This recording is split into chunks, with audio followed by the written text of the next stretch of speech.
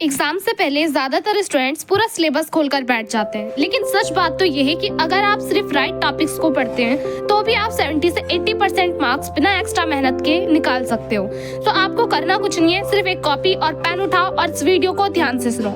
इस वीडियो में आपको मैं वो टॉपिक्स भी बताने वाली हूँ जो कि अगर आपने मिस कर दिए तो आप क्लास 10 बोर्ड में फेल तक हो सकते हैं। तो इस वीडियो को स्किप करने की गलती भूल कर भी मत करना। सबसे पहला स्टेप जो कि हर टॉपर करता है, दैट इज प्लानिंग। अपनी मैथ्स की कॉपी को आपको लेना है, एक पेज लो, उसके अंदर उसको दो पार्ट्स में डिवाइड करो। अब आपको लेफ्ट साइड कंप्लीट सिलेबस लिखना है और right side strong and weak chapters लिखने हैं। जब तक तुम्हें ये नहीं पता होगा कि तुम्हारे वीक चैप्टर्स कौन से हैं, तब तक सिर्फ तुम पढ़ ही रहे हो, प्रिपेयर नहीं कर रहे हो। तो प्लानिंग अगर आपने कर ली है अब, तो ऑलरेडी आपकी हाफ विक्ट्री हो चुकी है। अब सिलेबस क्लियर है, लेकिन पढ़ाई का तरीका अभी भी आपको नहीं पता।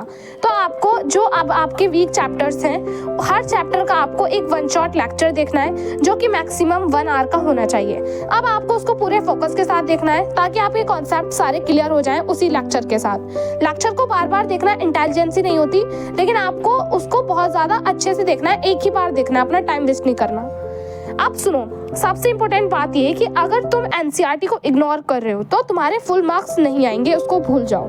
आपको एनसीईआरटी का हर एग्जाम्पल, इंटेक्स्ट क्वेश्चन, एक्सरसाइज, हर चीज़ों को अच्छे से कंप्लीट करना है। एग्जाम पेपर एनसीईआरटी से ही बनता है, तो गाइड से नहीं बनता, इसलिए आपको इस टाइम पर गाइड्स को भूल जाना है। और यहीं पर मैक्सिमम स्टूडेंट सबसे बड़ी गलती ये करते हैं कि वो ज़्यादा बुक्स ले लेते हैं और मार्क्स उनके फिर कम आते हैं। क्यों? क्योंकि ज़्यादा बुक्स से उनका फोकस नहीं बन पाता और कंफ्यूजन बिल्ड हो जाती है। एक बुक को 3 बार सॉल्व करना बेटर है 3 बुक्स को एक बार सॉल्व करने से। जब आपका सिलेबस कंप्लीट हो जाए तब पीवाईक्यू और सैंपल पेपर्स स्टार्ट करने हैं आपको। क्वेश्चन पैटर्न आपको समझ आएगा कि किस तरह से क्वेश्चन आते हैं, कॉन्फिडेंस आपका बिल्ड होगा। पेपर नया होता है, क्वेश्चंस नए नहीं होते, ये चीज़ आपको ध्यान रखनी है। हर चैप्टर के लिए एक फॉर्मूला शीट आपको बनानी है, सिर्फ फॉर्मूला लिखने हैं और उसके अंदर कोई एक्सप्लेनेशन नहीं होना चाहिए, बिकॉज वो आपको लास्ट मिनट हैक में भी हेल्प करेगी लास्ट टाइम जब आप रिवीजन करोगे। एग्जाम से पहले 30 मिनट में आपकी पूरी मैथ्स रिवाइज हो जाएगी अगर आप ये फॉर्मूला शीट अभी बना लेते हो तो। हाई वेटेज टॉपिक्स हैं चैप्टर वाइज, जिसको आपको बिल्कुल भी नहीं भूलना, बिकॉज इन्हीं से आपके मार्क्स डिसाइड होने वाले हैं और इनसे ज़्यादातर क्वेश्चन देखे गए हैं पास्ट में। एंड आप इनको लिख सकते हैं या इसके स्क्रीनशॉट भी ले सकते हैं। पहले आपको क्या करना है, इन टॉपिक्स को अच्छे से करना है कंप्लीट। इसके अंदर बिल्कुल आपके कॉन्सेप्ट क्लियर होने चाहिए।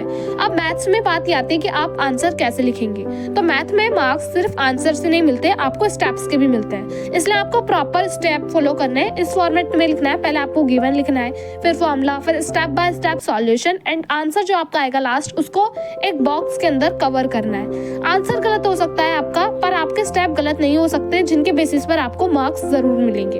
अब देखो, मैथ्स में फुल मार्क्स लाना लक नहीं होता, वो आते हैं तो एनसीईआरटी, डिसिप्लिन और प्रैक्टिस से।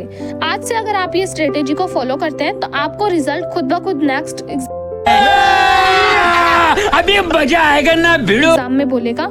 एंड वीडियो अगर आपको यूजफुल लगी हो तो इसको लाइक करना मत भूलना और ऐसे ही स्टडी स्ट्रेटेजीज के लिए चैनल को सब्सक्राइब कर लेना।